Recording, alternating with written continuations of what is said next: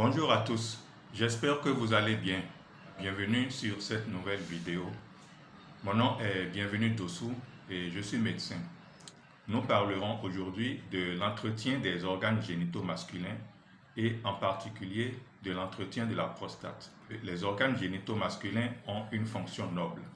En effet, ils sont conçus pour produire des cellules reproductrices, les déposer le plus près possible de l'ovule féminin et aussi permettre le passage de l'urine. En ce qui concerne plus précisément la prostate, c'est la glande qui produit le liquide séminal dans lequel nagent les spermatozoïdes et où ils puisent l'énergie et les éléments nutritifs nécessaires pour leur voyage à travers l'utérus et les trompes féminines. Le liquide séminal produit par la prostate contient surtout des protéines, des acides gras et des minéraux. Il a un pH alcalin, ce qui lui permet de neutraliser partiellement l'acidité du milieu vaginal pour que les spermatozoïdes puissent y vivre. Pour la santé des organes génitaux masculins, une bonne hygiène est nécessaire, mais aussi une alimentation adéquate et un style de vie sain. D'abord, il faut assurer l'hygiène du pénis. Il doit être lavé chaque jour, en particulier le gland, et surtout s'il est encore recouvert du prépuce. Dans ce cas, il faut alors faire glisser le prépuce vers l'arrière pour le nettoyer. Mais attention au phimosis, c'est-à-dire le rétrécissement du prépuce qui empêche de découvrir le gland. La complication du phimosis est le paraphimosis, c'est-à-dire l'impossibilité de remettre le prépuce dans sa position initiale du fait de son rétrécissement, ce qui nécessite une assistance médicale urgente.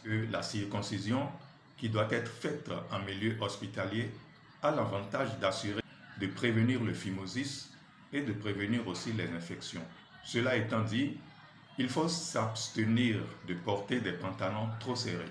En effet, les pantalons trop ajustés obligent les testicules à rester collés au corps, ce qui augmente leur température qui atteint celle du reste du corps, c'est-à-dire 36,5 degrés Celsius.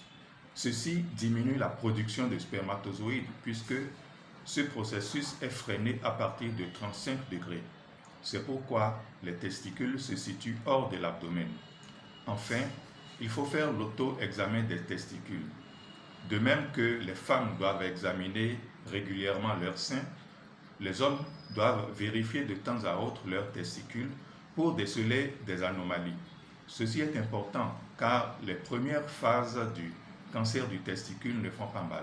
Il faut d'abord prendre une douche pour que la peau du scrotum soit propre. Ensuite, il faut palper doucement chaque testicule entre le pouce et l'index pour essayer de découvrir l'existence d'une boule ou d'une anomalie. Abordons maintenant l'entretien de la prostate. L'hypertrophie prostatique bénigne ou adénome prostatique est une augmentation de volume de la prostate liée à l'âge. En général, elle survient à partir de 50 ans. Elle comprime l'urètre qui traverse la glande et elle gêne la miction. C'est une maladie bénigne qui n'est pas liée au cancer de la prostate, mais elle entraîne souvent la difficulté à uriner et la nécessité d'uriner plus souvent. Pour faciliter la miction et soulager les symptômes, d'abord il faut maintenir une activité sexuelle régulière et sûre, car l'éjaculation contribue à désenflammer la prostate. Ensuite, il faut réduire ou éliminer l'ingestion de caféine. Il faut donc éviter le café, mais aussi certains rafraîchissements. Vous pouvez prendre du café décaféiné si vous tenez à prendre du café. Parce que la caféine rétrécit le col de la vessie et cela rend difficile le passage de l'urine. Ensuite, il faut réduire ou éliminer les boissons alcoolisées parce qu'elles ont un effet similaire à celui de la caféine. Il faut aussi éviter les épices piquantes qui irritent les voies urinaires et rendent la miction difficile.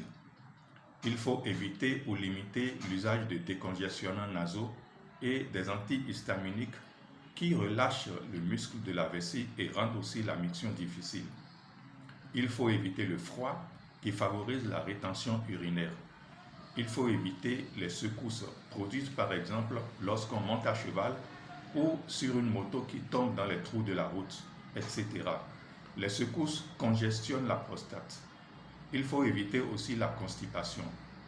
Il faut éviter aussi le stress. Le stress altère le réflexe de la miction. Enfin, la carence en zinc peut favoriser la croissance excessive de la prostate. Le germe de blé, le sésame, les fruits secs oléagineux, les graines de courge et les légumes secs contiennent du zinc. Examinons maintenant certains facteurs qui sont liés au risque de cancer de la prostate. D'abord, il y a l'alimentation. C'est le facteur le plus marquant tant dans la prévention que dans le développement du cancer. Ainsi, les aliments qui augmentent le risque de cancer sont la viande rouge et les viandes traitées, le lait, le fromage et les produits lactés en général.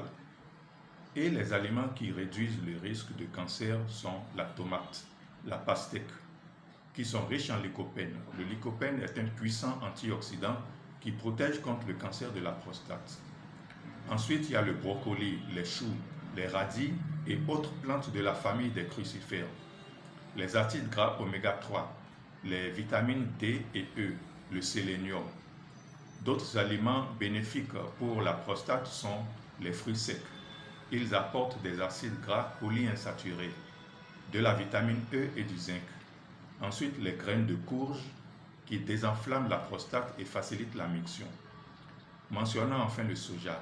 Le soja, grâce à des substances appelées isoflavones qui ont une faible action œstrogène, freine le développement excessif de la prostate et protège contre sa dégénérescence cancéreuse. Ensuite, notons que l'exposition professionnelle aux pesticides augmente le risque de souffrir de cancer de la prostate. Nous voici à la fin de cette vidéo. Je ne pense pas avoir tout dit sur ce sujet sensible, mais l'essentiel est que nous commencions à nous rendre compte que notre santé dépend largement de nos informations et aussi de nos choix. Je vous prie de cliquer sur le pouce levé, de vous abonner à la chaîne et de m'encourager au numéro qui s'affiche sur votre écran. Dans la prochaine vidéo, nous verrons les habitudes de vie et d'alimentation à adopter pour éviter les accidents vasculaires cérébraux et leurs séquelles.